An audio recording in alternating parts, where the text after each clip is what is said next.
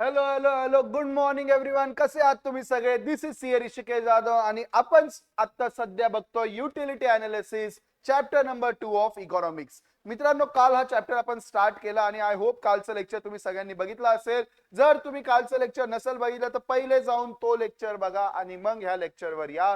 Because जोपर्यंत तुमचा first part covered नसेल ह्या पार्ट मध्ये तुम्हाला काही गोष्टी क्लिअर होणार नाही. Are you getting it? चला, आता काल आपण काय बघितलं तर युटिलिटी म्हणजे काय. युटिलिटी म्हणजे सिंपल आहे, एखाद्या गोष्टीची वॉन्ट सॅटिस्फाईंग पॉवर. म्हणजे काय की बाबा आपल्याला आपल्याला ह्युमन वॉन्ट्स हे अनलिमिटेड असतात. आपल्याला खूप साऱ्या गोष्टी करू वाटतात. आपल्याला नेहमी असं वाटतं माझ्याकडे हे असावं ते असावं, मला हे पाहिजे ते पाहिजे. बट त्याला त्याला बाय करण्यासाठी किंवा ते वॉन्ट्स जे आहेत आपले त्याला सॅटिस्फाय करण्यासाठी जे लागणारे रिसोर्सेस आहेत ते आपल्याकडे लिमिटेड असतात. थोडक्यात परत एकदा उदाहरण घेऊयात. मी एखाद्या दुकानात गेलो तर तिथं हजारो गोष्टी मला घेऊ वाटतात, बट नाही घेता येत. का नाही घेता येत? कारण सर ते घेण्यासाठी लागणारे जे पैसे आहेत ते माझ्याकडे काय आहेत? लिमिटेड आहेत.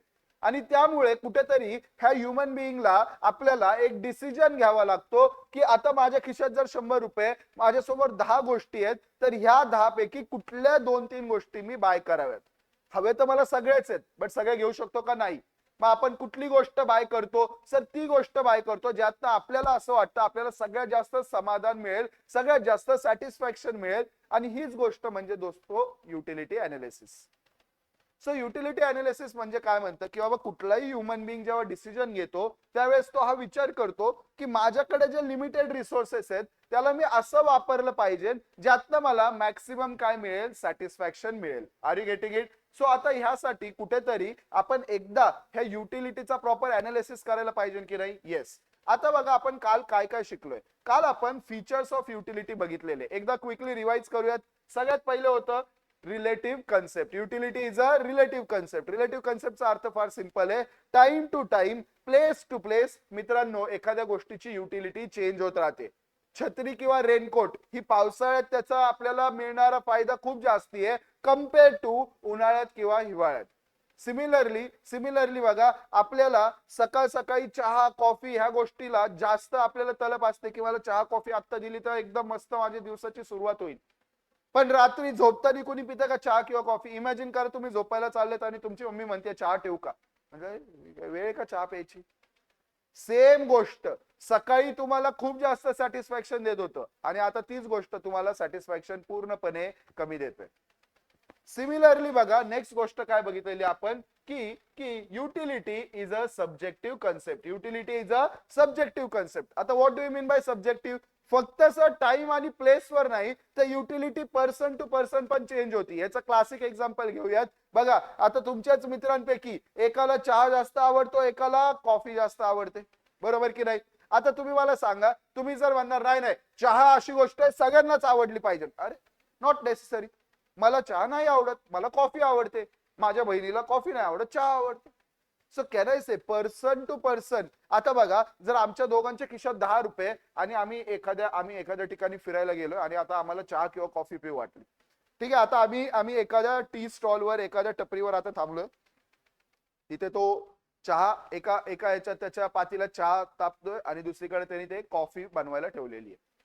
आता त्याला आम्ही विचारलं कितीला आहे काय चहा कॉफी? तो म्हणला 10 रुपयाला चहा, 10 रुपयाला कॉफी.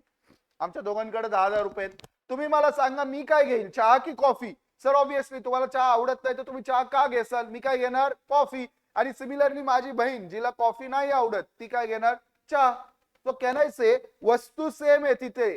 बघा, आता असं जर जर person to person utility change नसती झाली तर जर मला कॉफी आवडतीये तर सगळ्याच लोकांना कॉफी आवडायला पाहिजे, पण असं असतं का? नाही.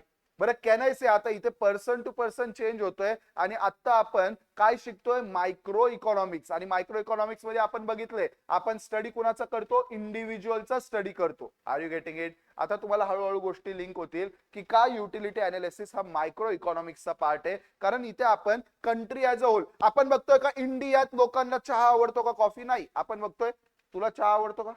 तुला चहा आवडतो का? तुला चहा. इंडिव्हिज्युअलचा स्टडी करतोय. कशाचा स्टडी करतोय? Individual. Next is ethically neutral concept. थोडक्यात इथे फरक नाही पडत की बाबा तुम्ही जी गोष्टचा अनालिसिस करताय, फॉर एक्झाम्पल कुठलाही प्रोडक्ट कुठल्याही गोष्टीचा अनालिसिस तुम्ही करताय की ह्यातनं तुम्हाला किती युटिलिटी मिळतीये किती तुम्हाला सॅटिस्फॅक्शन मिळणार आहे, किती बघा आता पुढे जाऊन आपण ही पण गोष्ट बघणार आहे. युटिलिटी आणि सॅटिस्फॅक्शन ऍक्च्युली दोन्ही वेगळ्या गोष्टी आहेत. युटिलिटी म्हणजे एखाद्या गोष्टीची आपल्याला सॅटिस्फॅक्शन देण्याची क्षमता, त्याला आपण काय म्हणतो युटिलिटी. भले त्याला आपण इंटरचेंजेबली पुढे जाऊन खूप वेळा वापर करतो.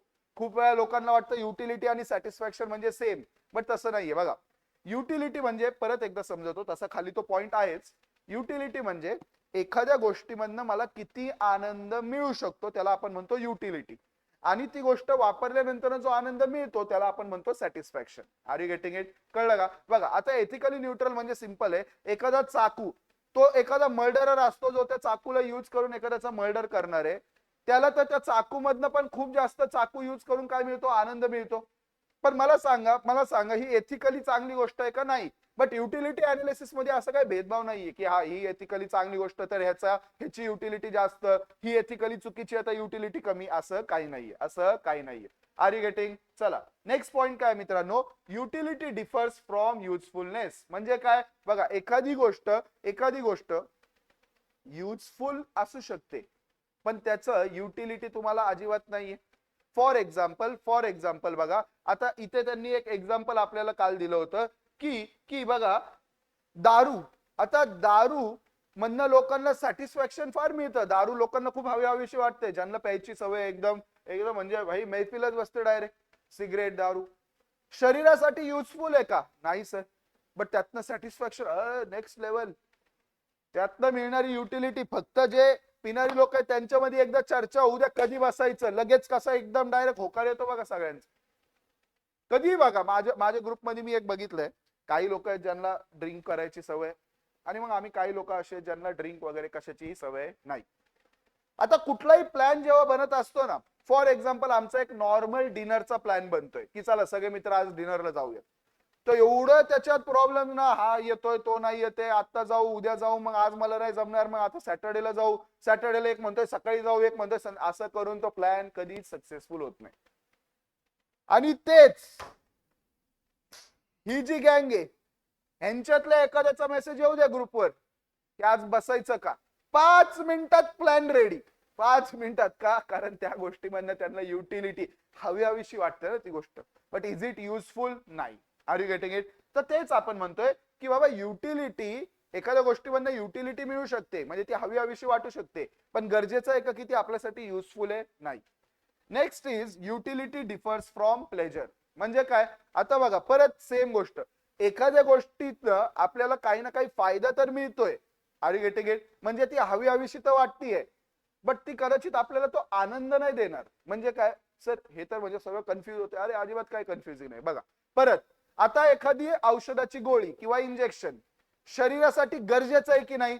बघा आजारी पडलं पहिले काय होतं? डॉक्टरकडे गेलं पाहिजे. काय वाटतं? डॉक्टरकडे गेलं पाहिजे. पण डॉक्टर जेव्हा ते इंजेक्शन देतं तसं ते इंजेक्शन आपल्याला खूप गरजेचं आहे, पण इंजेक्शन घेताना चांगलं वाटतं का? नाही सर. इंजेक्शन काही प्लेजर, काही आनंद देत नाही, बट शेवटी शरीरासाठी ते काय गरजेचं आहे. सो तेच इथे म्हणतायत का एखाद्या गोष्टीमध्ये युटिलिटी असू शकते म्हणजे ती गोष्ट तुम्हाला गरजेची आहे. Are you getting it? But त्यातनं तुम्हाला आनंदच मिळेल का? असं नाहीये.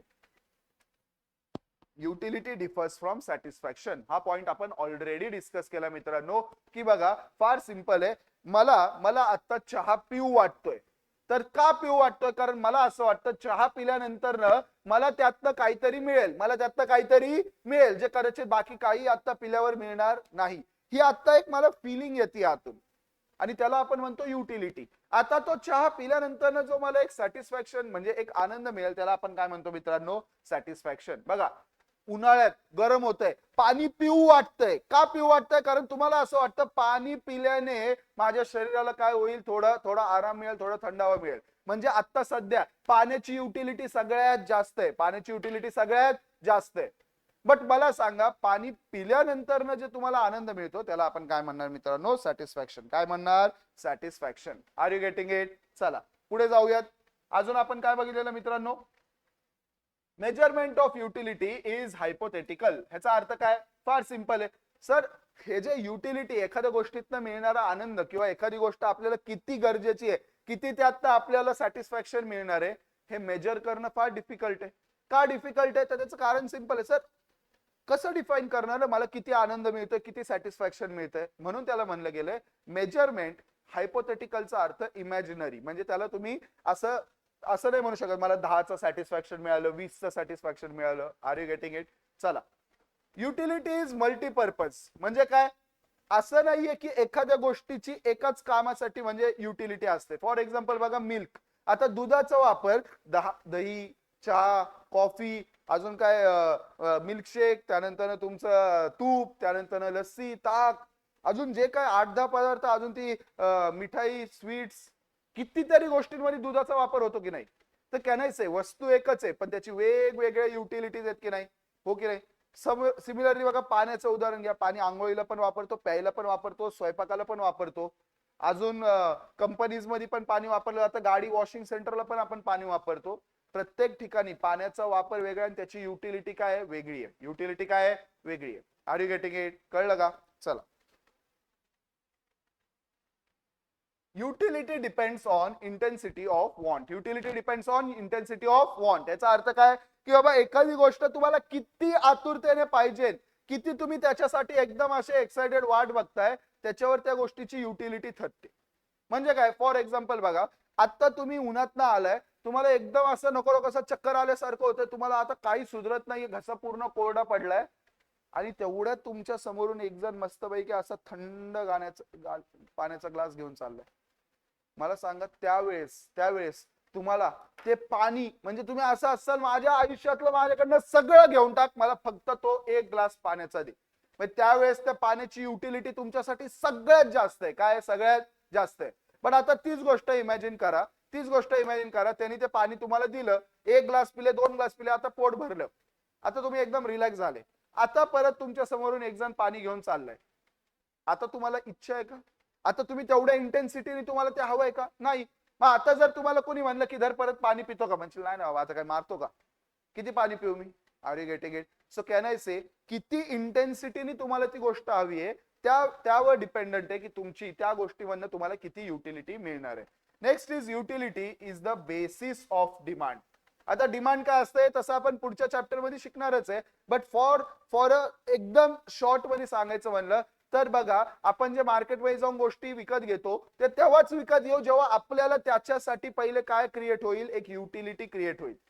मला सांगा, तुम्ही आता जाऊन ते हॉकी स्टिक घेऊन येसाल का? असंच गेलो, पैसे होते म्हणून हॉकी स्टिक घेऊन आलो. अरे, खेळता येत नाही, खेळायची आवड नाही, आमच्या इथे ग्राउंड नाही, कधी आयुष्यात हॉकीचा गेम बघितला नाही, उगाच जाऊन घेऊन येसाल? नाही. म्हणजे कॅन आय से, आपण तीच गोष्ट जाऊन बाय करतो, त्याच गोष्टीचा आपल्याला डिमांड त्याच गोष्टीची असते, ज्या गोष्टीचा आपल्याला असं वाटतं आपल्याला काय मिळेल, आनंद मिळेल.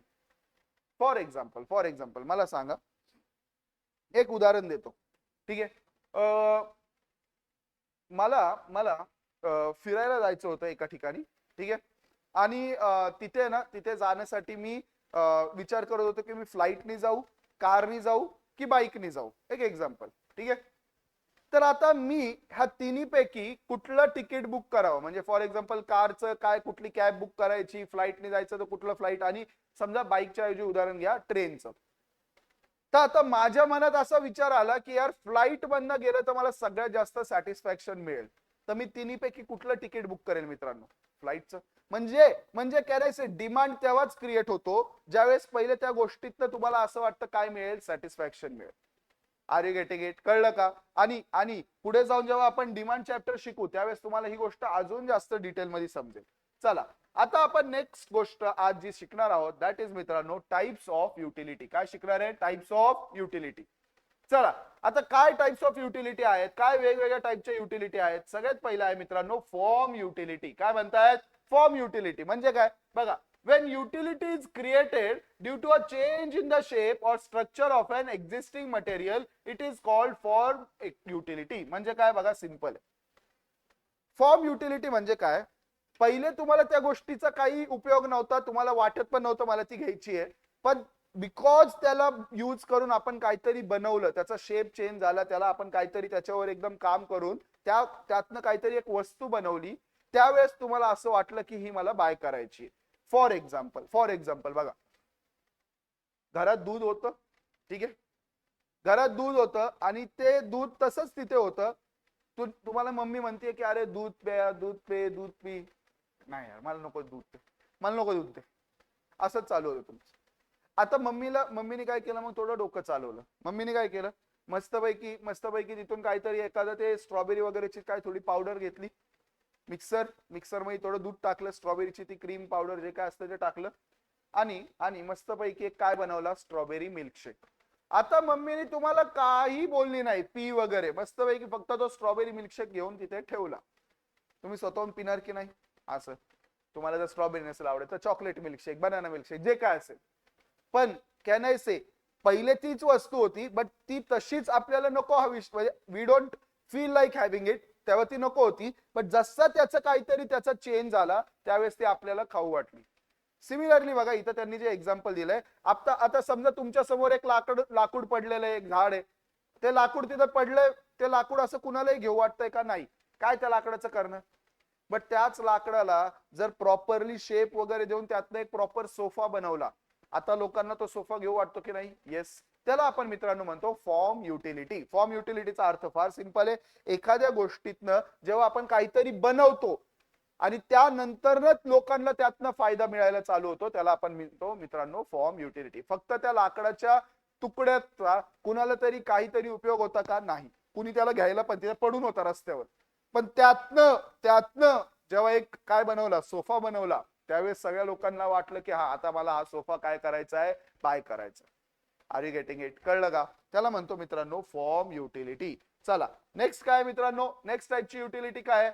नेक्स्ट युटिलिटी आहे प्लेस युटिलिटी. प्लेस युटिलिटीचा अर्थ काय बघा, जेव्हा एखादी गोष्ट एका ठिकाणावर दुसऱ्या ठिकाणावर घेऊन जातात आणि त्यावेळेस त्यातनं मिळणारं सॅटिस्फॅक्शन लोकांना वाढतं, त्याला आपण म्हणतो प्लेस युटिलिटी. म्हणजे काय बघा, आता इथं त्यांनी उदाहरण दिलंय बघा. आता हे जे वुलन क्लोथ्स आहेत, काय म्हणलं आपण? Woollen clothes. बघा, woollen clothes have more utility at cold places than at warm places. Do you all agree with this? बघा, इथे तुम्हाला आज पुणे मुंबई सारख्या ठिकाणी तुम्हाला हिवाळ्यात जास्तीत जास्त एखादा स्वेटर घालू वाटतो, आणि ते पण जसं दुपारच्या 11-12 वाजतील तो पण स्वेटर काढून ठेवायची इच्छा होते. मुंबईवाल्यांना तर सकाळी घालायची इच्छा होत नाही, एवढी तिथं ह्युमिडिटी आहे. पण तेच मला सांगा, तुम्ही जर जम्मू काश्मीरला राहताय, तुम्ही हिमाचल प्रदेशला राहताय, आणि तिथे तुम्ही तेवढंसं स्वेटर घालून दाखवा, मग बघा तुम्हाला लक्षात येईल. Can I say same sweater आहे, पण त्या स्वेटरची ती जी युटिलिटी आहे, म्हणजे आपल्याला जेव्हा त्या किती हवावंसं वाटतंय, सर इथे ते जास्त हवावंसं नाही वाटत आहे. बट तीच गोष्ट जेव्हा आपण काय म्हणतो मित्रांनो, नॉर्थला गेलो, तिकडे जाऊन जेव्हा बर्फ पडायला चालू होतो, तिथे असं असतो, पहिले मला काय दे, स्वेटर दे, पहिले मला काय दे, स्वेटर दे. सिमिलरली मित्रांनो बघा, मॅगी, इथे घरात पाकिटं पडून आहेत, 1% पण मॅगी खायची इच्छा होत नाही, घरी पडून आहे मॅगी. जसं डोंगरादऱ्यांनी जातो तिथे मस्त असं पाऊस पडतोय, गरम गरम मॅगी, अशी इच्छा क्रिएट होते की नाही? Place utility. काय म्हणणार मित्रांनो याला आपण? Place utility. आलं का लक्षात? दोन्हीकडे सेम प्रोडक्ट होता. बट बघा, इथं त्यांनी मँगोचं एक्झाम्पल दिलंय. आता मँगोज जे असतात, आता कितीतरी लोकांना माहिती असेल, आपल्या इथले खूप सारे मँगोज बाहेर देशात काय होतात, एक्सपोर्ट होतात. त्याला इथं तेवढा, आता चला मँगोजला तर इथं पण तेवढाच डिमांड असतो, इथं पण लोकांना तेवढंच मँगोज खायची इच्छा आहे. पण जसे ते मँगोज इथून जातात US ला, डायरेक्ट डबल ट्रिपल रेटने विकले जातात. का? कारण सर डायरेक्ट तिथे गेल्यानंतर तिथल्या लोकांना तिथे आपल्यासारखे अल्फॉन्सो म्हणजे हापूस आंबा बनतो का? नाही. इंडिया काय वर्ल्ड मध्ये हापूस आंबा सगळ्यात टॉपला आहे, बरोबर. So all said and done, place युटिलिटीचा अर्थ काय? सेम वस्तू एका ठिकाणी तुम्हाला असं वाटत असेल की मला नकोय, पण तीच वस्तू दुसऱ्या ठिकाणी कदाचित असं वाटू शकतं मला हवी आहे. त्याला आपण काय म्हणतो? Place utility. फॉर्म मध्ये काय होतं? सेम वस्तू नव्हती, पहिले ते लाकूड होतं, त्या लाकडाचा जेव्हा फॉर्म चेंज झाला, म्हणजे काय, लाकडापासून सोफा बनवला, त्यावेळेस मला वाटलं की ते हवंय. प्लेस युटिलिटी मध्ये इथे पण लाकूड आहे, तिथे पण लाकूड आहे. आता परत उदाहरण घेऊयात, तुमच्या घराबाहेर लाकूड पडलंय, ते तुम्हाला इथे नकोय, इथे तुम्हाला असं वाटतं जाऊ दे ना, पडलंय. पण तेच लाकूड तिकडे वरती, तिकडे तुम्ही बर्फाच्या ठिकाणी राहताय, तिथं ते लाकूड पडलंय आणि तिथं तुम्ही लाकूड शोधताय शेकोटी पेटवायला. बघा, जातं ना कधी ट्रेकिंगला वगैरे गेलं तर आपण ते लाकूड शोधून आणतो शेकोटी पेटवायला. तिथं त्याचं युटिलिटी काय? खूप जास्ती आहे, सेम लाकूड. त्याला आपण म्हणणार प्लेस युटिलिटी. पण ते लाकूड तसंच पडलंय, त्या लाकडाचा कुणालाही काय फायदा नाही, उपयोग नाही. पण त्या लाकडातनं एखादा फर्निचर बनवलं म्हणजे त्याचा फॉर्म चेंज केला तर त्याला आपण म्हणतो फॉर्म युटिलिटी. जागा चेंज केली तर आपण म्हणतो प्लेस युटिलिटी. नेक्स्ट आहे मित्रांनो सर्व्हिस युटिलिटी. सर्व्हिस युटिलिटीचा अर्थ काय बघा, arises when personal services are rendered by various professionals. म्हणजे काय बघा, डॉक्टर्स, टीचर्स, लॉयर्स, आम्ही जे सगळे सर्व्हिसेस देतोय त्याला आपण मित्रांनो काय म्हणतो, सर्व्हिस युटिलिटी. काय म्हणतो, सर्व्हिस युटिलिटी. म्हणजे ऑटोमॅटिकली बघा आम्ही जे सर्व्हिस देतोय ती लोकांना काय वाटते, हवी हवीशी वाटते. आता स्टुडंट्स हळूहळू लेक्चर्स बघायला चालू करतायत, हळूहळू त्यांच्या मित्रांसोबत शेअर करतायत. ऑटोमॅटिकली काय क्रिएट होतीये मार्केटमध्ये, युटिलिटी क्रिएट होतीये. बघा गरज सगळ्यांना आहे, गरज सगळ्यांना आहे, आणि प्रोव्हाइड करणारी लोक जी आहेत ती काय आहेत, कमी आहे. कोविड मध्ये आपल्याला कळलं की इंडियामध्ये ऑक्सिजन बेड्स, इंडियामध्ये हॉस्पिटल्सचा किती शॉर्टेज आहे मित्रांनो. Can I say this is nothing but service utility. गरज सगळ्यांना आहे, सगळ्यांना लॉयर हवाय, सगळ्यांना डॉक्टर, सगळ्यांना हवाय सीए. का, कारण काही ना काही काम तर त्यांच्याकडे पडतच, आणि साहजिक आहे ते काम कंप्लीट करण्यासाठीच तर आपण त्यांच्यापर्यंत जातो ना. त्याला आपण काय म्हणतो मित्रांनो, सर्व्हिस युटिलिटी. नेक्स्ट आहे मित्रांनो नॉलेज युटिलिटी. नॉलेज युटिलिटीचा अर्थ काय बघा, when a consumer acquires knowledge about a particular product, it is called knowledge utility. For example, utility of a mobile phone or computer increases when a person knows about his various functions. फार एकदम एकदम relevant त्यांनी तुम्हाला मुद्दा दिलाय बघा. आता for example तुम्हाला जर माहिती असेल PS5 नावाचा एक तो गेमिंगचा पूर्ण हे येतो, ठीक आहे. खूप वेळा ते मीम वगैरे बघितलं असतील ना, बाय PS5 घ्या, PS5 काय बेसिकली ते एक असं गेमिंगचं काहीतरी टूल आहे. कॉम्प्युटरला टीव्हीला कनेक्ट केलं की तुम्हाला त्याच्यावरनं काय खेळता येतात, गेम्स खेळता येतात. आता बघा मला माझ्या एका मित्राने PS5 गिफ्ट केला आणि मला 1% पण माहिती नाही की त्याला कसं वापरायचं. मला त्यातनं काहीतरी उपयोग आहे का, फायदा आहे का? तो PS5 चा डब्बा तिथेच पडून आहे.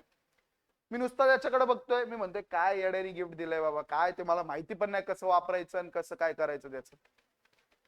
आणि मग नंतर मी 1-2 युट्यूब वर व्हिडिओज बघितले की PS5 कसा वापरायचा, कसं खेळायचं, आणि ते बघितल्यानंतर ना एवढी मला एक्साइटमेंट झाली. मी तो सगळा बॉक्स मधनं PS5 काढला, टीव्हीला कनेक्ट केला आणि गेम खेळायला चालू झालो. आणि त्यावेळेस मित्रांनो मला लक्षात आलं, त्यावेळेस मला आता PS5 असं व्हायचं, लेक्चर घ्यायला आलं असं व्हायचं, कधी लेक्चर संपून एकदा घरी जायला आणि PS5 खेळेल. सेम PS5 पहिले त्याची इच्छा पण नव्हती होत मला ते काय खेळायची, पण आता बिकॉज मला त्याच्याबद्दल नॉलेज मिळालं तर आता मला तो PS5 खेळू वाटतोय.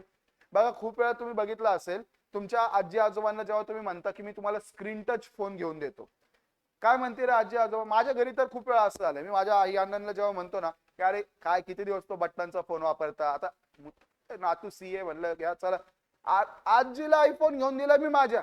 आता एवढ्या एक्साइटेडली मी आयफोन घेऊन गेलो, म्हणलं आजी एकदम खुश होईल.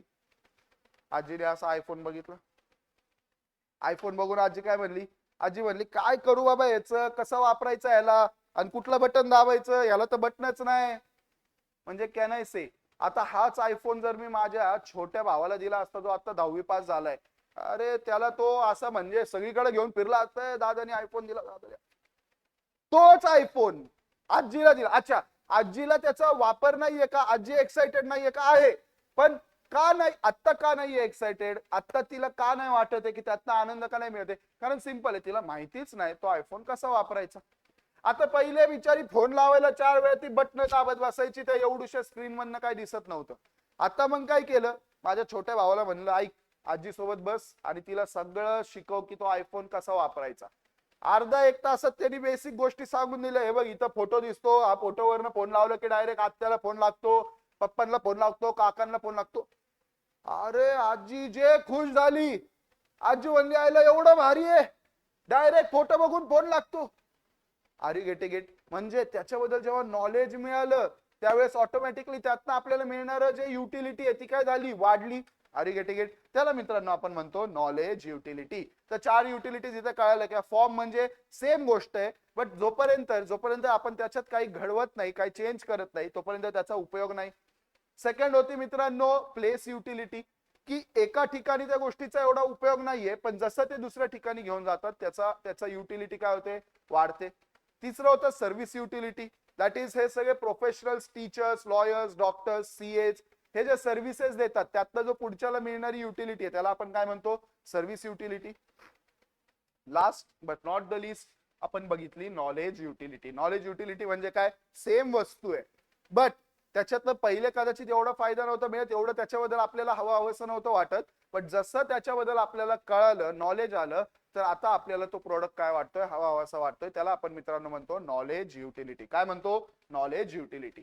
चला नेक्स्ट मित्रांनो, पजेशन युटिलिटी. काय आहे पजेशन युटिलिटी? बघा म्हणजे काय, थोडक्यात बघा काय म्हणतात ते, transfer of goods from the seller to the buyer. मला सांगा चला, आता तुम्ही हे ऐकलं पण असेल खूप वेळा. म्हणजे एखाद्या सोनाराच्या दुकानात सोनं आहे, त्याला त्या सोन्याचं काही एवढं काय पडलेलं नसतं. कधी असं बघितलंय का दुकानात सोनं आहे म्हणून तो असं खूप सोनं घालून बसलाय? कधीच नाही.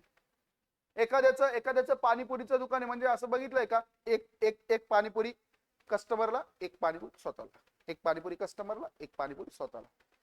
आता बघा पाणीपुरीवाल्याच उदाहरण घेऊया. पाणीपुरीचा स्टॉल आहे, त्या पाणीपुरीकडे बघून आपल्याला कसं वाटतं, यायला एक एक प्लेट तर खाल्लीच पाहिजे ना. आता असं बघितलं एकदम मस्त तो रगडा वेगळा असं सगळं दिसतंय इथे, एक एक प्लेट तर खायची इच्छा होते की नाही का? कारण तुम्ही काय कस्टमर आहे. त्याला असं होत असेल का ते पाणीपुरीचं बघून, ते सगळं त्याच्या समोर ठेवलेलं आहे, त्याला असं होतं एक प्लेट तर खाल्ली, असं होईल का? कधी बघितलंय का पाणीपुरीवाला स्वतःच पाणीपुरी खातोय? फार रेअरली दिसेल तुम्हाला. तो पण कधी काय माहिती का, त्याला भूक लागली असेल ना त्यावेळेस तो खातो. ते पण आवडीने नाही खात, खायचंय म्हणून, आता काहीतरी पोटात घालायचंय म्हणून तो तिथं काय करेल, एखादा प्लेट खाईल. नाहीतर 99% वेळा तर ते लोक खात पण नाही. थोडक्यात अर्थ काय, पाणीपुरी सेम आहे बट जेव्हा ती त्याच्याकडे होती त्यावेळेस त्याची युटिलिटी कदाचित 0, बट जशी ती तुमच्या प्लेट मध्ये आली त्याची युटिलिटी डायरेक्ट काय झाली, वाढली. Are you getting it? आलं का लक्षात? म्हणजे गाडीच्या शोरूम वाल्याच्या शोरूम मध्ये, एखाद्या कारच्या शोरूम मध्ये 10 गाड्या उभ्या आहेत, त्या 10 गाड्यांचा त्याला असं नसेल होत. तुम्हाला वाटतं का त्याला असं होत असेल यार? आता एकदा काय करतो, आता टाटा मोटर्स इमॅजिन करा, शोरूम मध्ये तुम्ही गेला, त्या शोरूमच्या ओनरला असं होत असेल का, अरे यार ही नेक्सॉन ना एकदा मला चालवायला भेटली पाहिजे? काही नाही, उलट त्याला असं असतं कधी ही गाडी काय होईल, विकेल. म्हणजे त्या गाडीतलं त्याला युटिलिटी काय आहे, 0 आहे. त्याचा उलट इंटेन्शन आहे, पहिले मला हिला काय करायचंय, विकायचंय, कारण त्यातलं त्याला काय मिळणार आहेत, पैसे. पण तीच गाडी जेव्हा पुढचा माणूस घेतो, अरे काय आनंद असतो, direct reel bill, drone shot, काय ते पायाचे ठसे एकदम गाडीवर उमट. आजकाल तर ते काय एकदम ब्लाउज बिऊज डायरेक्ट असतं ते फॉर्च्युनर थार. म्हणजे आर यू गेटिंग इट? कळतंय का तुम्हाला? बघितले का तुम्ही ते रील्स बघितले? तुम्ही रील नाही बघत का? रील जर बघितले असेल आजकाल तर फारच तो ट्रेंड चालू आहे. असं एक फॉर्च्युनर घेतात, असं ते बाया काहीतरी ते ब्लाउजवर पूर्ण असं माग ते गाडीचं नाव वाव लिहितात सगळे एकदम, आणि म्हणजे असं जाऊन उभं राहणार. माझ्या मागे नेक्स्ट जन दिसतंय तुम्हाला. आता काय आम्ही तर गाडी घेतली नाही, पण म्हणजे असे उभे राहतात, म्हणजे त्यांचा असा नवरा येतो साईडने खांद्यावर हात टाकतो. बघितलेत का नाही रील? आता मला सांगा, आता तो शोरूम वाला जेव्हा ह्या 50 गाड्या शोरूम मध्ये घेऊन आला असेल, त्याची पण बायको अशी उभी राहिली असेल का? 50 गाड्या खांद्यावर हात. Are you getting it? कळलं का? थोडक्यात म्हणायचंय काय, सेम गाडी जेव्हा त्या ओनर कडे होती त्यावेळेस त्याला त्यातनं काही युटिलिटी नव्हती मिळत, बट जशी ती गाडी सेल केली त्यांनी, कस्टमर कडे गेली, आता त्या गाडीची युटिलिटी काय झाली, वाढली. त्याला आपण काय म्हणतो मित्रांनो, पजेशन युटिलिटी. काय म्हणतो? Possession utility. नेक्स्ट आहे मित्रांनो टाइम युटिलिटी. काय आहे टाइम युटिलिटी? टाइम युटिलिटीचा अर्थ सिंपल आहे, आपण फीचर्स मध्ये पण बघितलेलं. टाइम टू टाइम एखाद्या गोष्टीची युटिलिटी काय होत राहते, चेंज होत राहते. फार सिंपल आहे बघा. टाइम युटिलिटी मध्ये त्यांनी एक्झाम्पल पण दिला असेल, a student has more utility for text books during exam then in vacation. Sir आजकाल तर एक्झाम मध्ये पण नाहीये, हे तर टेक्स्ट बुक बनवणाऱ्याची अपेक्षा आहे की एक्झामच्या वेळेस मुलांना वाटेल की टेक्स्ट बुक उघडावी. जनरेशन वेगळी आहे, त्याला माहिती नाही. आजकालच्या जनरेशनला टेक्स्ट बुक कुठे हेच माहिती नसतं. नवल तर तेव्हा झालं बाबा, मी बीकॉमच्या एका पेपरला गेलेलो. आता त्यावेळेस मित्रांनो मी सीए करत होतो. तर सीए करत असल्यामुळे मला इन जनरल अभ्यासाचा सिरियसनेस खूप जास्ती होता. तर साहजिक आहे बीकॉमच्या पेपरला जाताना पण भलेही मी काय असा खूप सीए लेवलचा अभ्यास नसेल करून गेलो, पण बेसिक तयारी म्हणजे आपलं थोडंफार वाचून काय सिलेबस आहे वगैरे गेलो होतो. साहजिक आहे बाबा, आम्ही सामान्य कुटुंबात येणारी मुलं आहे. आमच्या घरी अब्जो करोडोचा पैसा नाहीये आणि मला कॉमन लाईफ जगायला नाही आवडत. एकच लाईफ आहे, अशी जगता आली पाहिजे ना की शेवटच्या दिवशी वाटलं पाहिजे की बा मजा आली. पण त्यासाठी कष्ट करणं गरजेचं आहे. बिना कष्टाचं मित्रांनो आज काहीही होऊ शकत नाही. बिना कष्टाचं आज काही होऊ शकत नाही. Are you getting it? आलं का लक्षात मित्रांनो? तर तर सांगायचा उद्देश काय आहे? एकच सेकंड ना, लॅग आहे का काही? हा चला. सो काय म्हणत होतो मी, त्यावेळेस मी बीकॉमच्या पेपरला जेव्हा गेलो ना, आई शपथ मला आहे ना, म्हणजे शॉक तरी छोटा शब्द आहे. मी आपलं प्रॉपर रायटिंग पॅड वगैरे काढून पेपरला बसलो. तिकडून एक जण आला, एकदम आयटी मध्ये असा व्हाईट कॉलर, टाईट पॅन्ट घालतात बघा, अशा आपऱ्या पॅन्टी बघितलं असेल तुम्ही. मी हा जो नमुना सांगतोय, हा नमुना ही स्पीसीज सगळीकडे बघायला मिळतात. ठीक आहे, ह्या टाईपची लोक आपल्याला सगळीकडे कॉमन, हे एक कॉमन ट्रेट्स आहेत. कुठून आलेत माहिती नाही, बट ठीक आहे. असा तो एक टी शर्ट इथपर्यंत बटन उघडी असं माग टाकलेला, त्यानंतर अशी ती टाईट वाली जीन्स, थोडी इथं कुठेतरी फाटलेली, एकदम अशी टाईट अशी ती वरपर्यंत घेतलेली, खाली ते फ्लिप फ्लॉपच्या चप्पला, त्या व्हाईट कलर ब्लॅक कलरचे कुठले तरी पुमा विमा असं नाव टाकलेलं आहे, एखादी फ्लिप फ्लॉपची चप्पल. असा एकदम एक भाई आला तिथे पेपर द्यायला, FY बीकॉमचा. मित्रांनो त्याच्याकडे बघून असं वाटलं की कुठल्या तरी कॉलेजच्या बाहेरचा पोरगा असाच रॅन्डमली कॉलेजमध्ये घुसला. स्वतः आमचे इन्व्हिजिलेटर जे होते क्लासमध्ये ते सरप्राईज, अरे हा कोण आलाय आतमध्ये? त्याला म्हणले काय? म्हणला पेपर आहे. भाषा होईल आलंय, पेपर आहे. पहिले रोल नंबर म्हणला बघ ना, चेक कर ना. कुणाला? इन्व्हिजिलेटर. त्याला काय म्हणतोय? बघ ना, चेक कर ना, असेल कुठला तरी. म्हणला नाव, मग नाव सांगितलं भाऊनी. मग नाव सांगितलं, त्या इन्व्हिजिलेटरनी चेक केलं, याचा रोल नंबर कुठे आहे? म्हणले जा तिथं बस. आयला मागचा बेंच दिलाय का, पुढचा नाही का? Are you getting it? भाषा. आता त्यानंतर मित्रांनो ठीक आहे, जाऊन बसला तिथे. इमॅजिन करा तुम्ही पेपरला आलाय, त्यानंतर पुढच्याला म्हणतो आयला पेन देतो का रे? पेन आणायचा राहिला माझा. हे असले नमुने. पेन घेतला मग त्यांनी पुढच्याकडनं, पेन घेतला, त्यानंतर पेपर आला, नाव वगैरे लिहिलं, गेला झोपून. म्हणजे फक्त नाव लिहायला पेन पाहिजे नव्हता, लिहायला बाकीचं यायला तर पाहिजे काय. 3 तास झोपला निवांत. 3 तासानंतर उठला, पेपर दिला, म्हणला येतो सर, गेला निघून. काय लाईफ असेल या मुलाची सांगा बरं, आणि कुठपर्यंत जाणार या मुलगा आयुष्यात? लॉंग स्टोरी शॉर्ट, सेम मुलगा. मला चेहरा लक्षात आहे. माझी एक गोष्ट, मला नावं जरी लक्षात नसतील ना राहत, मला चेहरे लक्षात राहतात. 3-4 वर्षापूर्वीची गोष्ट आहे ही, बीकॉमची जेव्हा पेपरचं मी सांगतोय. त्यानंतर ना आता 6 महिन्यापूर्वी मी त्या कॉलेजच्या रोड पासून सहज चाललो होतो. तिथे गॅरेज मध्ये काम करत होता हा सेम मुलगा, तिथेच कॉलेजच्या पास. असा हात सगळे काळे झाले होते, ते ऑइल केरोसिन गाड्या नीट करत होता, ऑइलिंग करत होता चायनीज. ही लाईफ जर तुम्हाला पाहिजे असेल ना, तर हे लेक्चर पण बंद करा आणि जाऊन बाहेर हेच करा जे त्या मुलांनी केलं. मी हे लेक्चर्स त्या मुलांसाठी घेतोय ज्यांना स्वतःची लाईफ बदलायची आहे. मित्रांनो एक लाईफ आहे, आणि मी तुम्हाला मस्करी नाही करत आहे. माझ्यासोबत, मी नाव घेऊन सांगू शकतो, माझ्यासोबत असे कितीतरी मित्र आहेत ज्यांनी ग्रामीण भागातनं येऊन मराठी मीडियम सेमी इंग्लिश मधनं 11वी-12वी केलेली मुलं सीए ला आली, जिद्दीला पेटली, 4 वर्ष मेहनत केली, आणि आज कुठल्याच्या कुठल्या लेवलला आहे. आठवड्यातलं महिन्यातनं फ्लाइट्सनी ट्रॅव्हल करतायत. लाईफस्टाईल पूर्ण बदलून गेली.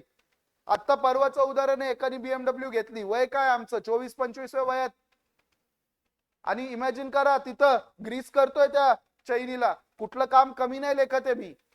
हा, तुमच्या आई वडिलांचं आज ते काम असेल गॅरेज वगैरेचं, अरे कदाचित त्यांच्या वेळेस तशी परिस्थिती असेल, त्यांना तेवढं शिक्षणाला संधी नसेल मिळली, पण हे काय आज तुम्हाला सगळं अवेलेबल आहे. आज लेक्चर्स तुम्हाला फ्री मध्ये मिळत आहेत. फक्त काय तर बघायचेत, अभ्यास करायचा आणि पुढे जायचंय लाईफ मध्ये. तुम्हाला जर तेवढंही नसेल करता येत, तर तुमच्या लाईफचा जे म्हणतात ना सगळ्यात जास्त वाट जर कोणी लावत असेल ना मित्रांनो, तुम्ही लावताय. आणि जर तुमच्या फ्रेंड सर्कल मध्ये असं एक जरी मित्र असेल ना, तर बघा मी तुम्हाला एकच गोष्ट सांगतो, जर पटली तर ठीक, नाही तर बघा तुमची लाईफ तुम्ही बघा, माझी लाईफ माझी चांगली चालू आहे आणि चांगलीच जाणार आहे, कारण मी माझ्या लाईफ मध्ये ह्या गोष्टींपासून खूप बाहेर पडलेलो आहे. एकच गोष्ट सांगतो, तुमच्या जर ग्रुपमध्ये एक जण जरी असा असला ज्याला अभ्यासाची गरज नाहीये किंवा जो अभ्यासाला उडवून लावतोय, तुम्ही लेक्चर्स बघतायत म्हणून तुमची मस्करी करतोय, चार लोकांमध्ये तुमच्याबद्दल जोक्स मारतोय की अरे हे तर काय, ते त्यांचे लेक्चर बघत असतं, लय अभ्यास करतोय, लय पुढे जाईल, पहिले त्याच्यापासून दूर राहायला चालू करा, कारण हीच लोक आहेत जी आयुष्यात तुम्हाला सगळ्यात मागे खेचतील. लाईफ मध्ये असे मित्र पाहिजे जे तुम्हाला पुढे घेऊन जातील, मागे खेचणारे नाही. 12th फेल मूवी तुम्ही बघितला असेल, 12th फेल मूवी मध्ये जे काय त्याचे 2-3 शेवटपर्यंतचे मित्र उरलेले मित्रांनो, असे मित्र होते जे त्याच्यासाठी काय करतात ते पडेल ते करायला तयार होते की बाबा तू कर, तू पुढे जा. असे मित्र असले ना मित्रांनो, लाईफ मध्ये पुढे नक्की जासाल. पण एक मित्र जरी असा असला ना जो मागे खेचणार आहे, मस्करी नाही करत आहे, 5 वर्षानंतर तो मित्र तर कुठे असेल त्याचं काय नाही. हे बघा कशा असतात, शक्यतो 2 कॅटेगरी मधली लोक असतात.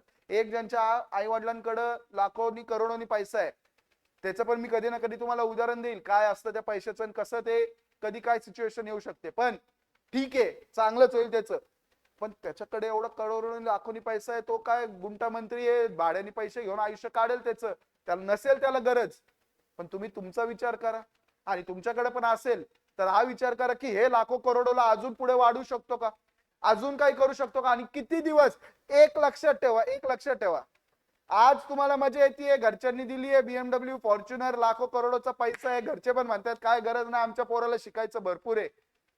पण मित्रांनो एक सांगतो, एक दिवस येईल, एक दिवस, आत्ता नाही, आयुष्यात एक दिवस येईल ज्यावेळेस एक तर तुमची बायका पोरं किंवा तुमचे आई वडील एकदा एकदा तरी तुम्हाला काय म्हणतील माहिती का, आमच्या जीवावर मोठा झालाय, स्वतःच याचं काय नाहीये, आम्ही दिलंय म्हणून जगतोय.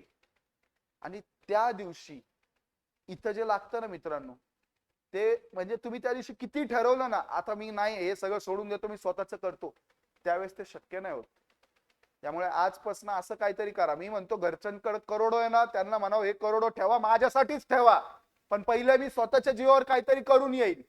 स्वतःच्या जीवावर एक डिग्री घ्या, स्वतःच्या जीवावर काहीतरी स्वतःचं नाव कमवा, त्यानंतर ते करोडो एन्जॉय करा. पण ज्या दिवशी ते म्हणतील आमच्या जीवावर मोठं झालं, म्हणायचं चला राम राम, थँक्यू, आजपर्यंत केलं कारण मला वाटलं आई वडिलांसारखे तुम्ही मला सगळं देताय म्हणून केलं, गरज नाहीये, मी माझं स्वतःचं पण करू शकतो, माझं स्वतःचं एक काय अस्तित्व आहे. सो ही गोष्ट लक्षात ठेवून मित्रांनो लाईफ मध्ये पुढे जावा.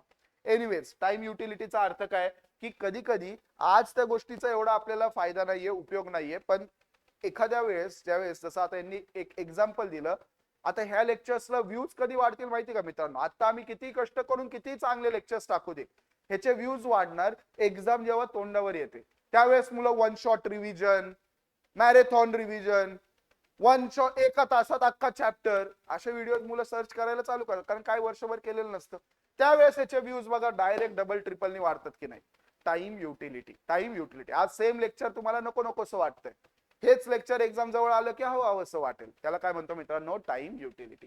चला पुढे जाऊयात. नेक्स्ट काय आपलं, नेक्स्ट आहे मित्रांनो, इथे आपल्या टाइप्स ऑफ युटिलिटी संपतात. चला एकदा परत आपण 6च्या 6 टाइपचे युटिलिटी रिकॉल करूयात. पहिले होते मित्रांनो फॉर्म युटिलिटी. फॉर्म युटिलिटीचा अर्थ काय, ज्यावेळेस त्या गोष्टीचा आपण फॉर्म चेंज करतो, म्हणजे फक्त लाकूड होतं त्याचं बेंच बनवला, फर्निचर बनवला, पहिले लाकडाचं काहीच युटिलिटी नव्हती, पण फॉर्म चेंज केल्यानंतर त्याची युटिलिटी वाढली. नेक्स्ट होतं मित्रांनो फॉर्म युटिलिटी नंतर काय होतं नंतर, ट्राय टू रिमेंबर, बघा एक होती आठवत आहे का, प्लेस युटिलिटी. काय होती, प्लेस युटिलिटी, की बाबा काय की जेव्हा त्या गोष्टीची जागा चेंज होते त्यावेळेस त्या गोष्टीतनं काय होतं, युटिलिटी वाढते. त्यानंतर तिसरं होतं मित्रांनो सर्व्हिस युटिलिटी. काय होतं, सर्व्हिस युटिलिटी. आठवत आहे का, सर्व्हिस युटिलिटी म्हणजे काय, हे जे सगळे प्रोफेशनल लोक जे सर्व्हिसेस देतात त्यातनं मिळणारी युटिलिटी, त्याला आपण काय म्हणतो, सर्व्हिस युटिलिटी. त्यानंतर नेक्स्ट काय होतं, नॉलेज युटिलिटी. काय होतं मित्रांनो, नॉलेज युटिलिटी.